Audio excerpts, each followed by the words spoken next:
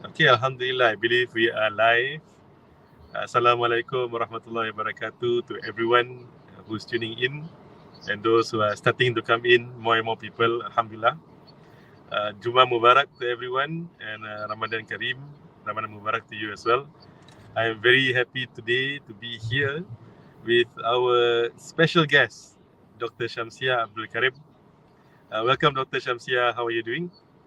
Alhamdulillah, Alhamdulillah. Can you Alhamdulillah, hear me? Alhamdulillah. Thank you for Alhamdulillah. making time. I think there's a lag in Yes, the yes, yeah. very clear. Yeah, in the back on the backstage we have a little bit of a lag, but inshallah for those tuning in, I believe there should be no lag. But thank you again, Dr. Shamsia. Good to see you. Thank you for making time just before we break fast today. Yeah, thank you, And Umar, for inviting me here. all right, and to start the program, I'm dialing in from my phone in the car. But Dr. Shamsia, maybe we'll get to know you a little bit. And then we'll jump into the topic, of course, that's on many people's minds, which is on zakat. I'll do a quick introduction of yourself, and feel free to add on. I know if I leave it to you, you'll not say so much. So, but yeah, Dr. Shamsia, Don't have to be lengthy. yes. So Dr. Shamsia, Alhamdulillah, is a very accomplished individual. She is known as zakat and Islamic social finance expert. She's been in this space, I don't know for how long, 20 plus years, I guess, Dr. Shamsia. And as one of the pioneers early on in MUIS, the religious authority in Singapore, setting up the zakat system in Singapore, and thereafter moving on to work in a few foundations, Islamic banks, and today as the CEO of Pergas Investment Holdings. So welcome again, Dr. Shamsia. And today maybe we can start off. Feel free to share a little bit about yourself, a bit more, and then maybe we can have a quick overview on the topic of zakat. Then we'll dive into the questions because we have many questions. We will go through the questions that have come in from the past few days from the participants, and then we'll have maybe 5-10 minutes to have some Q&A, live Q&A. Okay, Dr. Shamsia, go ahead. Maybe you can share a little bit about yourself and about our topic. Yeah, okay. Thank you, Umar, for inviting me for this webinar. Yeah, it's zakat social finance is always close to my heart. I have actually 3 decades of in this line. Yeah, to see people being helped, and that is one very fulfilling thing that I have seen throughout my career. So nothing much to say. You have mentioned about my journey. Most of the career I was in MUIS, and then I went on to head a private foundation, and it's always on the social finance fraternity. So on zakat, on wakaf, on now I'm doing also on wasiat, so which is in Perkas investment. Yeah, so maybe the topic for today, you want me to dive into what is zakat all about? I think Maybe a if brief. just a brief, because I don't know the crowd maybe, or the audience now. Some may have known about zakat, some may have no Yeah. idea about what zakat is. So usually people will say, zakat fitrah. They understand what zakat fitrah is, and according to statistic, almost 100% actually paid zakat fitrah. When I was in MUIS, 99% actually paid zakat fitrah, because everybody knows what zakat fitrah is. Even the poor, we encourage them to pay zakat fitrah because that is a head tax. Usually I remember Syed Issa Smain, Sheikh Syed Issa Smain, he mentioned, the ex-mufti of Singapore. He said that you with just $7 you are giving you are being having gratitude towards yourself, because the eyes that God gave to see, the nose that can smell, and the whole body is just for $7. So that is, you know, the syukur or the nikmat or the gratitude that you express yourself by paying zakat fitrah. And then the topic today is on zakat harta. So zakat harta is zakat on wealth. The zakat on wealth, it is being very complicated now because there's so many types of wealth now. Previously, it's just on you know, livestock, on gold, on silver, and very simple savings and so on. But over time, the complexity of the assets has, you know, presents itself a bit more complex, and people are not sure how actually to pay zakat. And zakat is obligatory. Zakat on wealth is obligatory as long as you meet the several condition, which is, of course, you must be Muslims, and then you must meet the minimum amount of wealth that is prescribed, which is called the nisab, which is now 7,700 for Sing dollar, which is equivalent to 85 or 86 grams of gold. So that's how it's calculated, the nisab. And then the haul, which is a period of 1 year. You must help the assets within a 1 year period.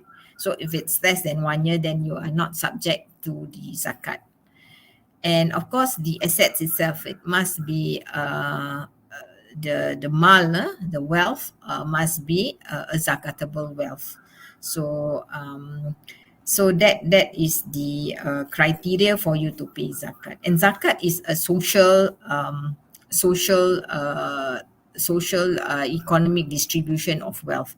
So that is where zakat is distributed to the 8 asnaf, which is the amil, the mu'allaf, the rekab. Rekab is it's you know, to mean for scholarship in Singapore, to free the slavery of ignorant. Actually, that was, you know, the fatwa was instead of last time was to just free the slave, now it's slave of ignorance. So you give scholarship and education, and then you have a fisabilillah, anything in the cause of da'wah, in the cause of Allah, you can spend on it for the mosque, for da'wah works and so on.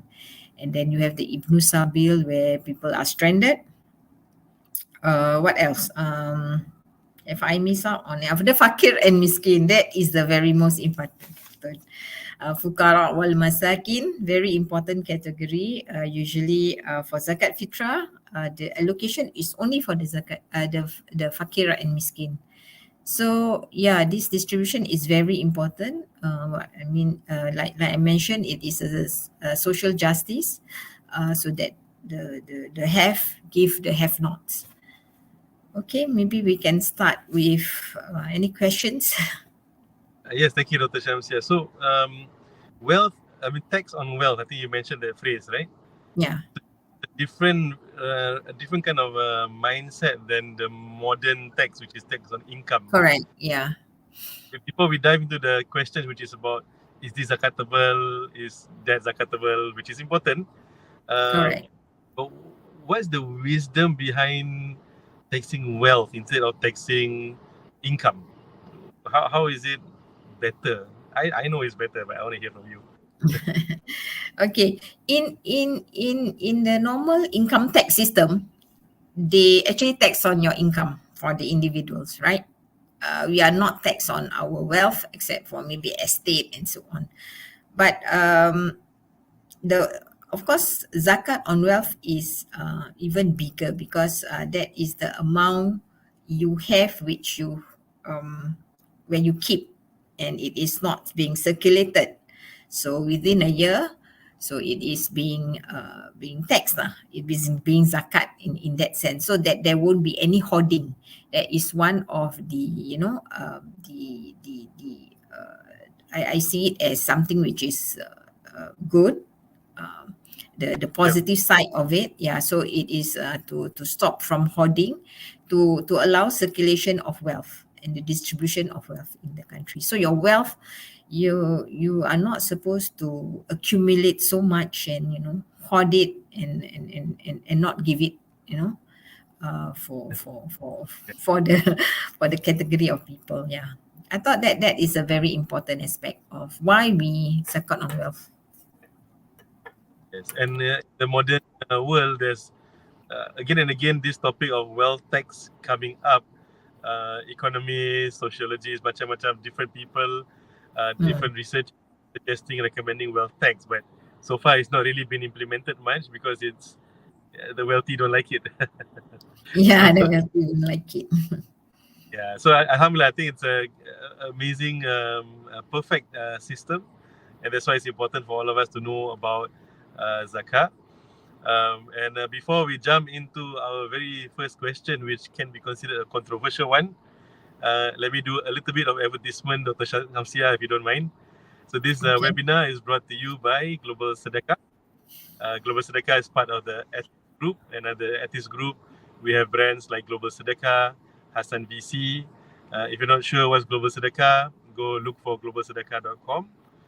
We facilitate donations and contributions to charity, to sedekah, of course for zakah and also for wakaf in Singapore and other parts of the world. We have a growing community of people from more than 50 countries and beneficiaries from different continents, from those in need to empowering those who are seeking a better life. All right, so there's a quick advertisement from me. Let's go to the first question for Dr. Shamsia.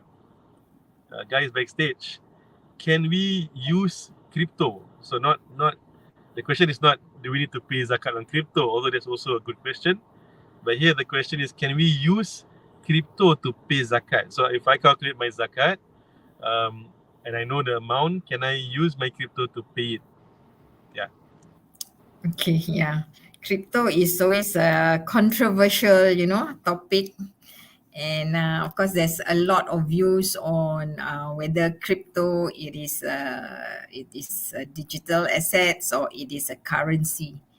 So although it is not legal tender, a lot of the ulama in Malaysia has actually make it permissible. So under the category harus, permissible to allow payment through crypto, because most likely those who pay through crypto, they actually keep the crypto. Of course, they have the crypto. So in itself, it is a medium. It is used as a medium as long as it has value, and the zakat institution or whoever, for example, Global Sedekah itself, when you collect and you can convert that particular crypto to a fiat money or to a value, then that should not be something that is problematic or not permissible. It is permissible. So it is still a lot of discussion on this, but a few state has already come out with the fatwa. Zakat Selangor, Zakat Perlis is very forefront in this. They are one of the first one to say that this is permissible.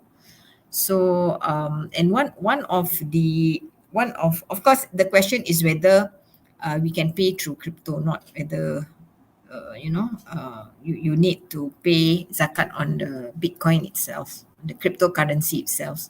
So that also you have to pay. So under the, because it is considered as mutakawim, that means it has value. So the assets has value. The asset has value. So you need to pay zakat on it. Okay. All right. Alhamdulillah. So you need to pay zakat on the crypto, and crypto can be the medium Yes. of the zakat payment as well, right? Yes. Yeah. Thank you, Dr. But a lot of the Uh, institution doesn't have that what they call it, the platform or the capability to do it. yeah. Well, Alhamdulillah, in Global Sedekah, something very interesting. Just, Bitcoin is booming right now. I'm not here to promote Bitcoin, but it's booming recently. A lot of cryptos are booming. And just a few days ago, about a week ago, we had one individual pay zakat in Bitcoin equivalent to about 12,000 Sing dollars. So quite interesting. Quite happy to see that transaction. Yeah. All right, thank you, Dr. Shamsia. So I think that's very clear for everyone. Although there are still discussions, although there's still, some maybe there's some opinions that may not agree, but in general, Umar, you're lost. yeah, as long as it's something of value, in this case, the crypto has a value that can be converted into fiat currency, then inshallah, it's something that can be used to pay. Right? Alhamdulillah. Next question.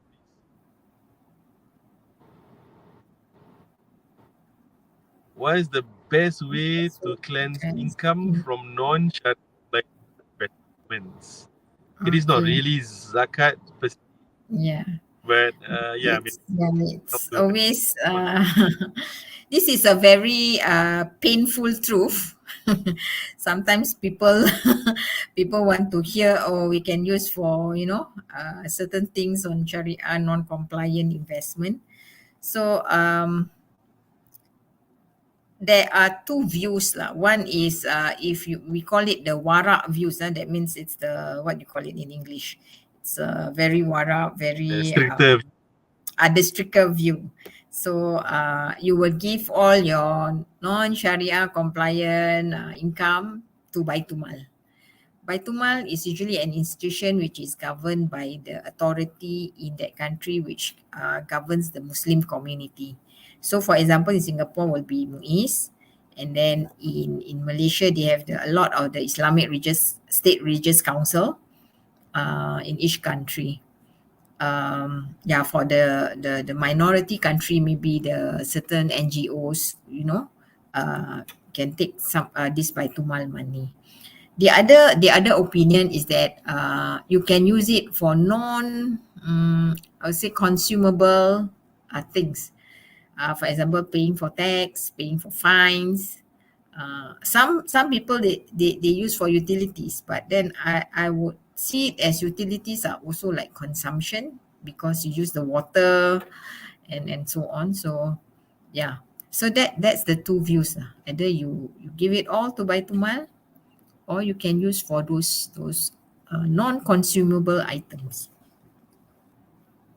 And a follow-on question: if the investment itself is not halal, the asset that we own is not halal, do we still have to pay zakat on that? We do, because zakat is actually to cleanse. The word zakat itself is to purify, growth and purification. So you are purifying. Actually, it's the whole thing is not allowed. It is non-Sharia compliant, but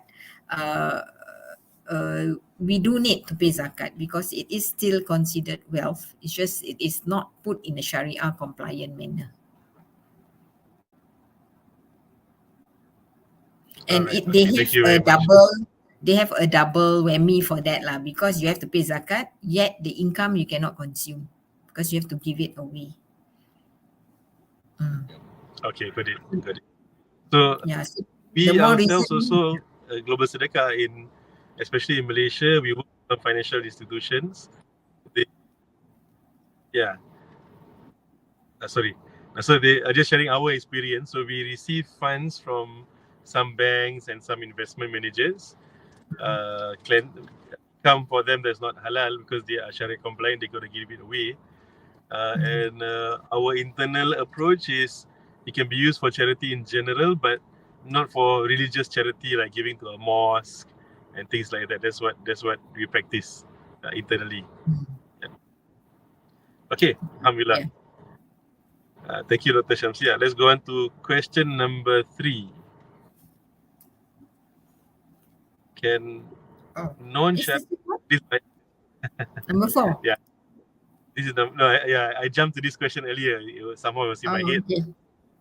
Yeah, can the money be used to pay zakat? So the answer is yes. Yes, yeah. But No then the escape. income is right. No escape. No escape. All right. So whatever we have, whether it's ill-gotten, whether it's halal or haram. Yeah, as long as the assets has value, then you need to pay zakat on it. Yep. Okay, thank you. Okay, great. So we are past question number 3. We have about 80 questions, right? I think we got about 10 questions. On to You question have to number break 4. fast, huh? Yeah.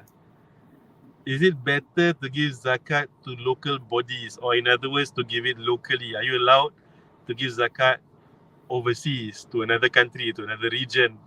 I sometimes think about this also because I see some religious authorities quite aggressive on this, and I see some are not in different parts of the world. And then also I'm thinking, the state lines, the boundaries between countries are drawn by men. It didn't exist last time. So can you say that you're supposed to pay in your country, or is it you're supposed to pay to people close to you? So hope to hear from you. Yeah, I think the objective of zakat of social justice on the community and to help the poor and needy, to help your community, it is, it has to, it's like a circle. You have to help the inner circle first. So someone who is closer to you, maybe your neighbors, your family members, your friends that you know who are in need, then that's how the system work actually. But increasingly the world are getting more global, and connection of people suffering, and we know of our neighboring countries having they are suffering and have calamities and so on and so forth. The boundaries get blurred a bit, and then there are the needs of some of this community that we want as a brotherhood in Islam, we call it. We want to help those people who are outside even our country, especially for countries like maybe the richer country, like maybe Singapore. you know they are well off, however they may need for because there are different asnaf, like fisabilillah, they need the dakwah more. But I don't see there's stopping any institution, zakat institution in the country to give a certain percentage where they think that it is very important to help the country which is in dire needs, especially our brothers in Islam, especially like now the situation in Gaza and so on. So we need to have that, that connection and that help, because zakat is a very powerful tool. And if you look at many countries, it is one of the largest, I would say, largest collection of funds for the Muslim community. So it's a very powerful tool to actually help our brothers and sisters in Islam, in other countries as well. Of course, the priority is, like I mentioned, the one nearer to you. But if that priority has been met, and you it is allowed to send it out. And even now, like it is, like I mentioned, situation in Gaza and so on. Okay. I have some follow-on questions because this one is a little bit of a touchy topic. In Singapore, people are asking these questions, right? So Okay. in Singapore, are we as Muslims in Singapore, must we give it to MUIS, or can we give it to other organizations or other NGOs in Singapore, or can we give it overseas? I know in principle, as you mentioned, we try to help those closer to us. But then if we see relative to our situation around us, another country, another region, like whether it's Gaza or even Malaysia or Indonesia, there's a greater need for help. We can do that. But in terms of, I guess, the law or the formal way of doing it in Singapore, are we limited to giving it to MUIS or any Singapore entity, or it's up to us? Okay, for zakat fitrah, it is under the law, under the administration of Muslim law, that you need to pay to MUIS. So it is obligatory upon all those people who are supposed to pay zakat fitrah, met the condition, needs to pay to MUIS, because they are the sole authority in the collection of zakat fitrah. However, it is not so for zakat harta. It is not obligatory, in a sense that there's no like penalty or fines. If you don't pay your zakat, you may be jailed, you may be fined, and so on. There's no penalty in that sense lah. So you can still, of course, the authority is still MUIS, but you are still allowed to pay zakat through other organizations, NGOs, and because it is not mandatory, it's up to you if you want to pay zakat to overseas and whatever you want it to be lah. It is not mandatory under the law for you to pay to a particular authority and institution. So it is still laissez faire in that sense. You can give it to whoever you think. But again, you need to be careful because we don't want your zakat not to be considered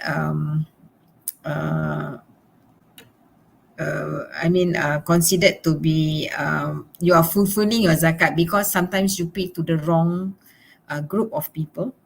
You are not sure, and you give to a rich people. Let's say, for example, people always say the divorcee, all that, the gender, or and then people may misinterpret or misdefine those category, and they just give.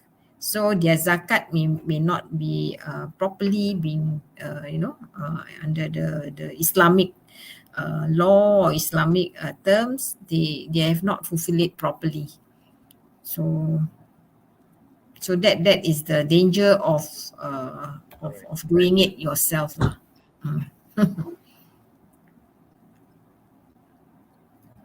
So it's you just need to be careful. You may give it to the wrong person, but not be managed properly. Alright. Because you may not know that person is poor and needy, because the institution, they have a proper system to identify the hard kifayah, or we call it the min test, to identify whether they are poor or not. So this system, but some may say it's very difficult because too many system that it becomes very bureaucratic and so on. So sometimes it's easier for people to, and they feel fulfilled to see and to give themselves to these people in need. All right. Very clear. Thank you, Dr. Shamsia. All right, let's move on to the next question.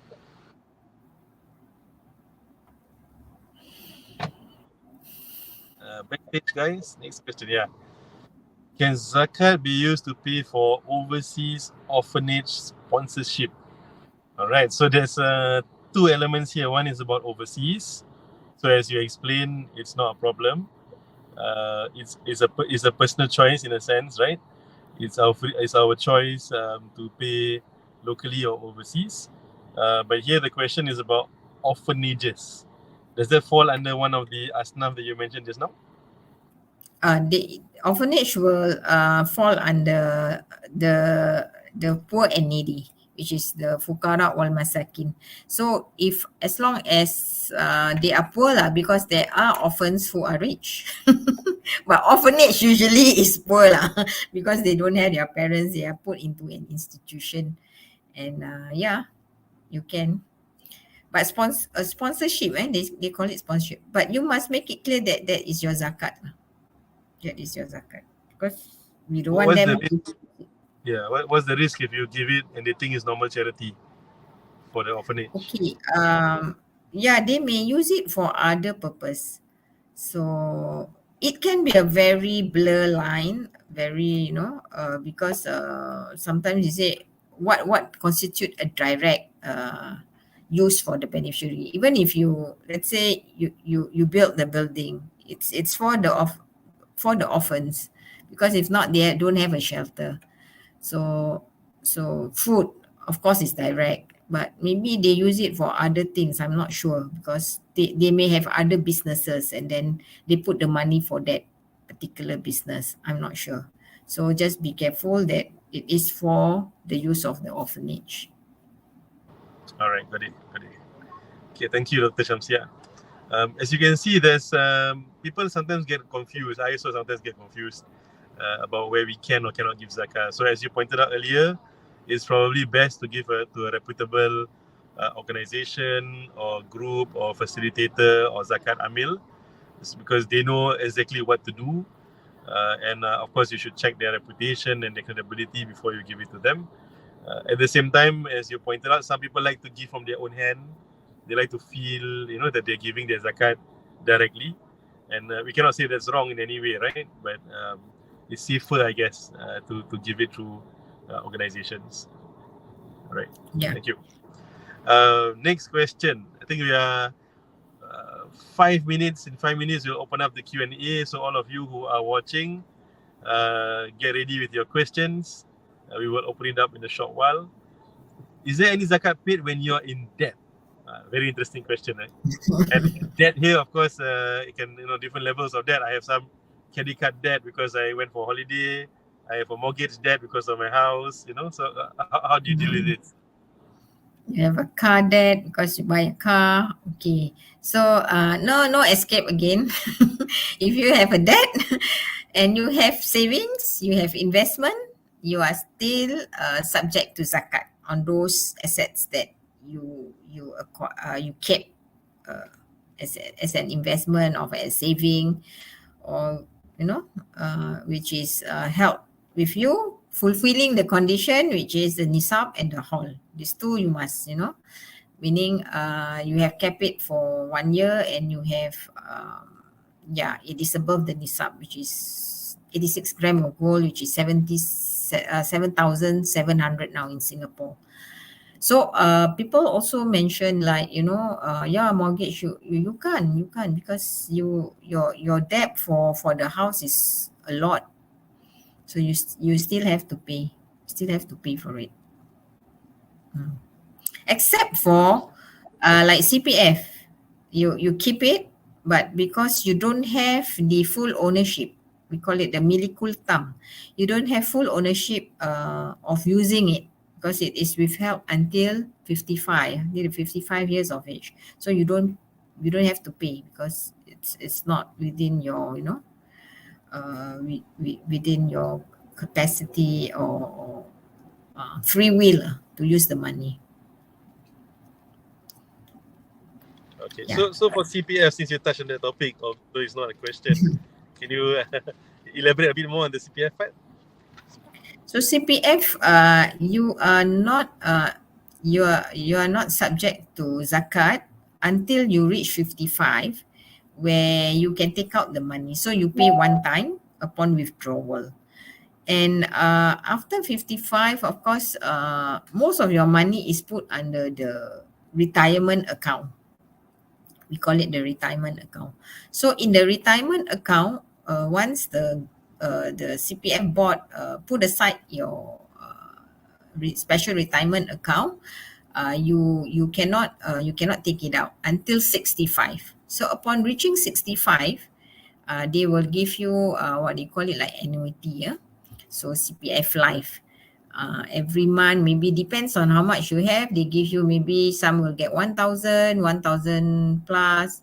That withdrawal, you have to pay zakat on it, 2.5% of that 1,000. Although it's monthly, you can do it monthly, or you can do it, usually we will encourage monthly. Why? Because the money is already kept for that 1 year, so the haul is no longer an issue. All right, understood. It's just that now you can use it. So you pay when you take it out. So the access to the wealth is a factor, an important factor, right? Yes, it's a very important factor. Okay, thank you. All right, so moving on to another question. We are almost running out of time. Let's finish up the questions that have come. Elaborate on how we should review zakat on investments.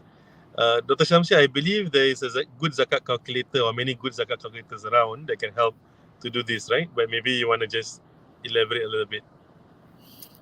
Yeah, the zakat calculator, it helps to list out what are your zakat, and but you yourself have to have knowledge also, what to input into the system.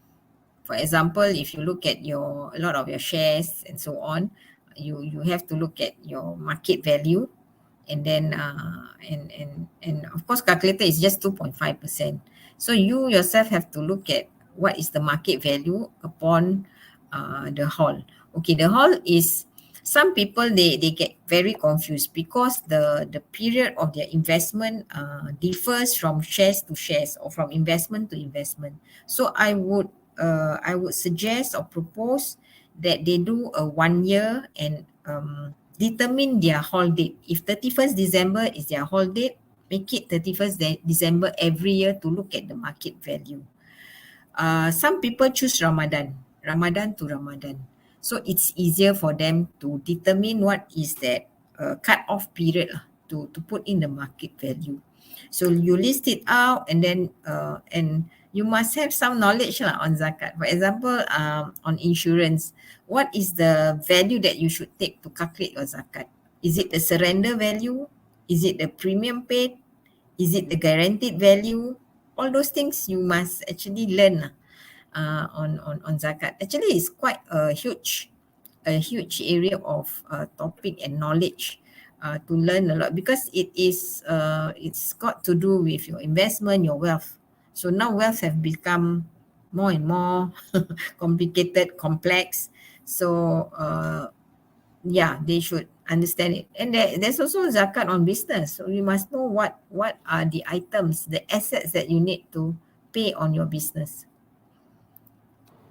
Okay, all right, thank you. So it's not And is the easy. basic, yeah, the basic concept is easy, but the application you have to be Yes, careful. you must understand. You can do an Excel format, and then the 2.5% is easy, but what is the amount that you have to input?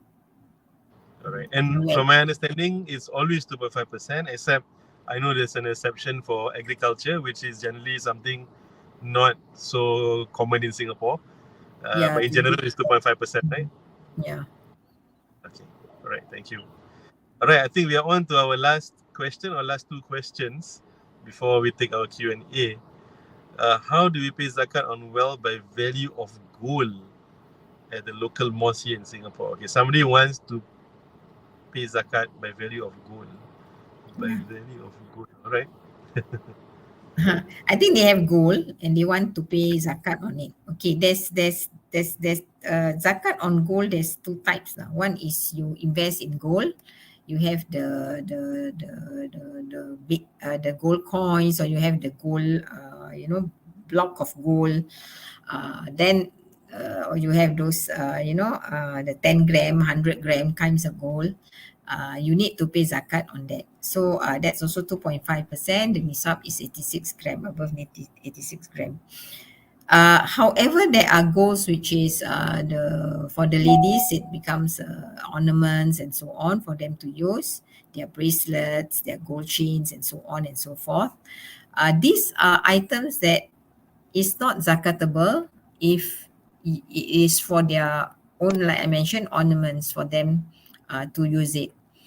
And but for countries like Malaysia, they have an uruf. Uruf is the standard practice, because what is the basic needs of a woman to wear all these ornaments? What if you have like Mr. T kind of gold chain that is maybe 2 kg kind of necklace? So they created this uruf, the basic standard of how much you should pay beyond that amount. So you don't value based on nisab, but you value based on, maybe for a woman with one bracelet, a necklace, maybe it's 30,000 for that community. Maybe Indian community higher, because it is their culture to wear this kind of gold. So the nisab become maybe above 30,000. And for at the mosque, the problem with gold is that you need to measure how many gram.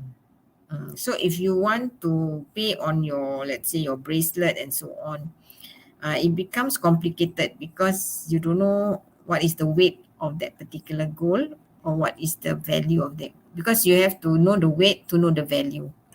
Unless you have to go to the, unless the mosque have a a weighing scale for determining what is the weight of the gold, then it's okay. You just, based on the gram, then look at the market value now for gold, and then time by 2.5%.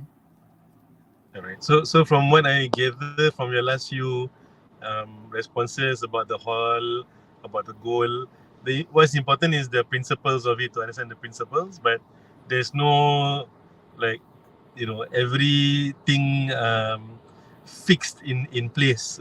Like, every single context, every single person must follow the exact same thing. For example, in terms of the goal, in terms of the year, in terms of when you start, when you end, and things like that, right? Yeah, but the concept, it has to be one hijrah, One hijrah. which is our Gregorian year, 365 days minus 10 days usually. I will minus 10 days. Some people, they use the Gregorian year, 365 days, but it's not 2.5%, it is 2.57%. Okay. All right. So they recalculate the extra 10 days. So it's 2.57%. This one, Malaysia has practiced this. Yeah. Okay. All right. Understood. Um, yeah, I guess Ramadan makes sense because usually for a lot of people is the main time, Hijri calendar date that they Mm. remember. Yeah. That's why I say if Right. you use Ramadan to Ramadan, easier. Every 10 day of Ramadan, I will pay zakat. Or every, Ramadan to Ramadan, it's easier lah, because once you set your haul, then you will look at your savings and whatever lah, your investment and so on. Okay. All right. Got it. Okay. Alhamdulillah. Thank you very much, Dr. Shamsia. Very clear responses. I think for me, I've learned a lot. We have some questions that have come in from the participants, from the attendees. There's one here. Do I have to pay zakat on the Medisave payout received from one of my deceased parents? Okay. Very No, specific context. Yeah. no, you don't have to, because firstly, it is your parents' money, and Medisave, like CPF, yeah, it's not lah. It is faraid, so you don't have to pay zakat on it. But I mean, if I'm receiving the faraid, then it becomes Ah, part of my wealth, then I have to pay yeah, zakat on that. you have to pay zakat on your wealth, but once you receive, you have to keep for 1 year. If you spend it, you don't have to pay zakat. So that I see. is Okay. inheritable asset. Inheritable asset. So you don't immediately pay zakat. Once it Got becomes it. yours, you keep for 1 year, then you pay zakat. So you receive from your parents Medisave. Once they pass away, no, you don't pay first. You keep for Okay. 1 year. Because the now the just now I mentioned, the milikul tam is transferred. So it's a faraid asset. It's your asset after that, but you have not fulfilled that 1 year. Okay. Understood. So Mm. when I think just to clarify on this point, so let's say I take Ramadan, first Ramadan, or 20th Ramadan, I want to pay on the last 10 days because I want to get extra pahala, right? Inshallah. I want to get extra ajar. So on the 20th Ramadan, I see my bank balance, I look at my assets, I calculate everything, and then I know my zakat. But if 2-3 days before that or 5 days before that, suddenly some money comes in this case from Faraid, then I remove that from the calculation, is it? Um, yeah, if you see that it is only 1 day in, then yeah, it's actually doesn't fulfill that 1 year. But some people, they, because of ease of calculation, they determine, for example, some of the Hanafis, they use year end.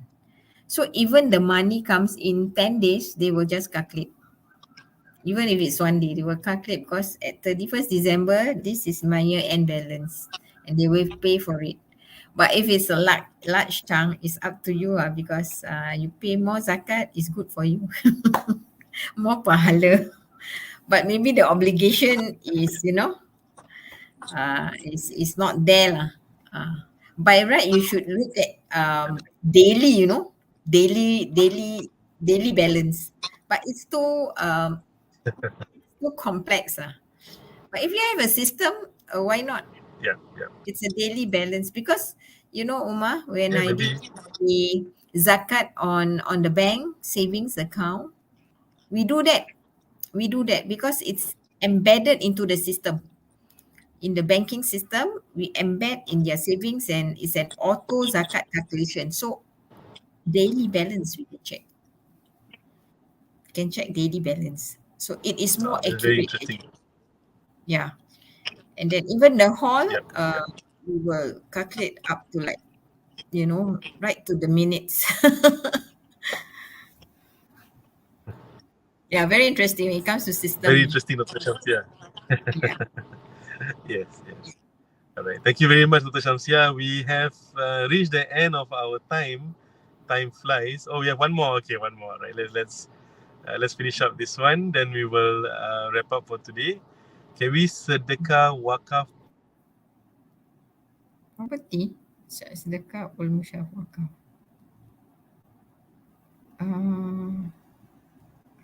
I don't understand the question.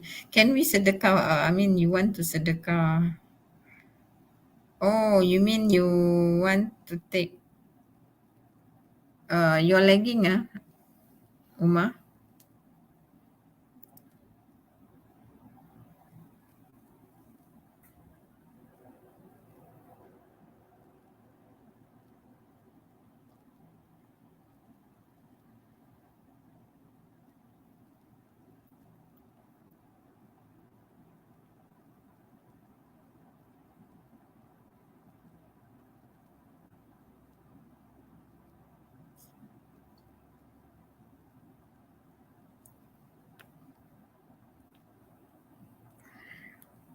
Umar's screen is now lagging.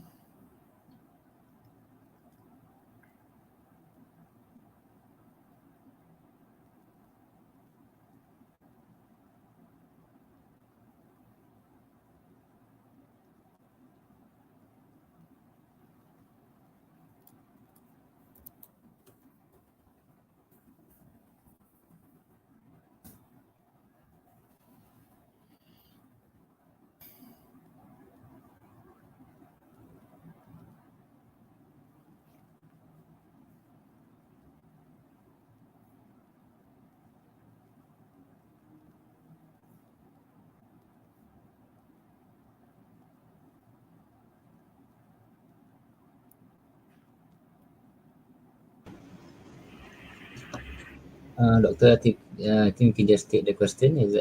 That's okay? While waiting for Brother Umar. Oh, okay. So I don't quite understand the question because can we sedekah wakaf property such sedekah ul mushaf wakaf? So they are saying that maybe the Quran or what the mushaf, it's being wakaf and then you want to sedekah. So if you are paying for that's your wakaf lah. Your sedekah is your wakaf lah. If it is used for for people to read the Quran in for example in the mosque. So there's no problem. It is, yeah, you can, as long as they accept your sedekah. Okay, sounds good. I think that's about it for today. You can, I'll give you the honors to wrap up today's webinar. Thank you so much, Okay, Dr. Shamsi. I think Umar is missing in action. Maybe he's preparing for his iftar. Alhamdulillah.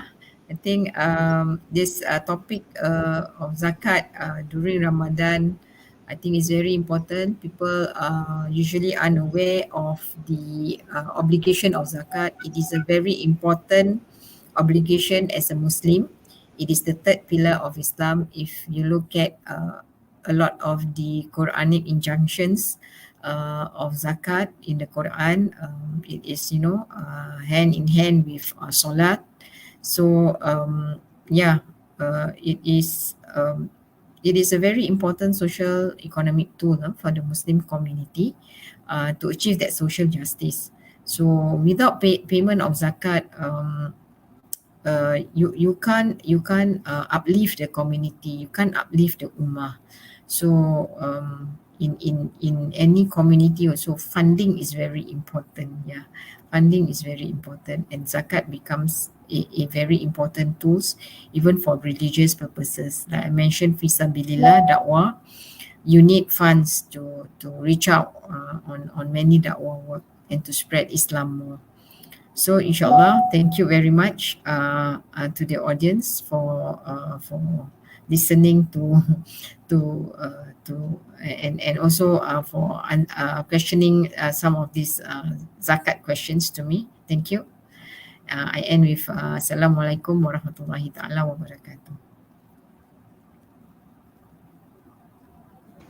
Waalaikumsalam warahmatullahi wabarakatuh. Thank you everyone for tuning in today. Hope you guys, everyone has benefited, and yeah, please spread what Yeah. you learned today. Selamat berbuka. Yes. Jazakallah. Thank you. Okay.